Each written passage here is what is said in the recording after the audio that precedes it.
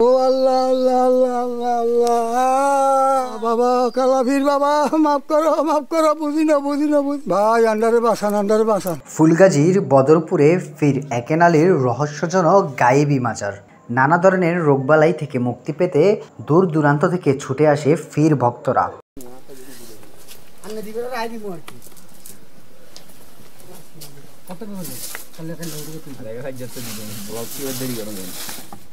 মাজারটি ফুলগাজী উপজেলার মুন্সিরহাট ইউনিয়নের বদরপুর নামক গ্রামে অবস্থিত।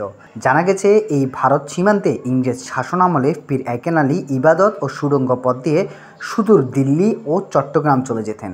এক সময় তিনি এই সুড়ঙ্গে ঢোকার পর আর ফেরত আসেনি। তার এই মৃত্যুকে অলৌকিক ও গায়েবী দাবি করে এখানে গড়ে উঠে শত বছরের পুরাতন মাজার। আপনাদেরকে আরো একদিন দেখানোর চেষ্টা করবো, যেহেতু আজকে শুক্রবার। এই মাজারে শুরুতে একটি ছোট পুকুরের পানি খেয়ে মূলত নানা রোগ থেকে মুক্তির আশায় মানত করে থাকেন ফির ভক্তরা।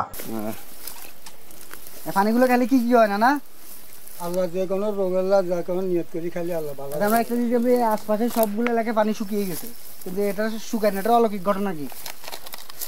আলহামদুলিল্লাহ।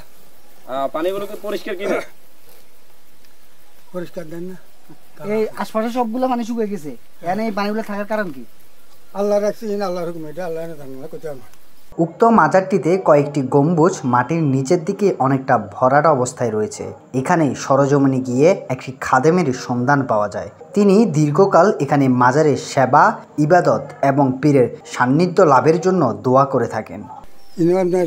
আবাদত খানা, আবাদত রহমতের জায়গা, আবাদত করবেন, পানি খাইবে। ওই ছোট্ট ইয়া আছে না, সবের খাত কিনে হানি হয়ে গেছে না, ওনে হানি হয়েছে না, এইটা হানি খায়। হ্যাঁ গেলে খালি যে কোনো রোগের নিয়ত করে খাবেন, আল্লাহ ভালো করবো। যে কোনো খাবেন বেগুন করি আবার ও আল্লাহ আল্লাহ আল্লাহ আল্লাহ আল্লাহ। ও বাবা কালাফির বাবা মাফ করো বুঝি না কালাফির বাবা বুঝি না আল্লাহ আল্লাহ।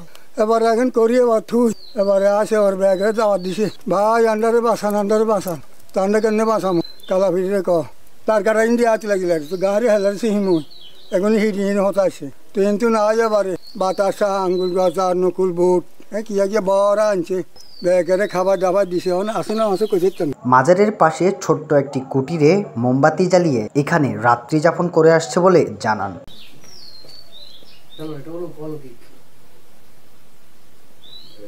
মাজার নিয়ে হাসি ঠাট্টা করা এবং ভুয়া বলে মন্তব্য করায় অনেকের চক্ষু নষ্ট, হাত বাঁকা এবং শরীরের অনেক অঙ্গ অকেজ হয়ে গেছে ফিরের বদদোয়ায়, এমন তথ্য জনমনে রয়েছে।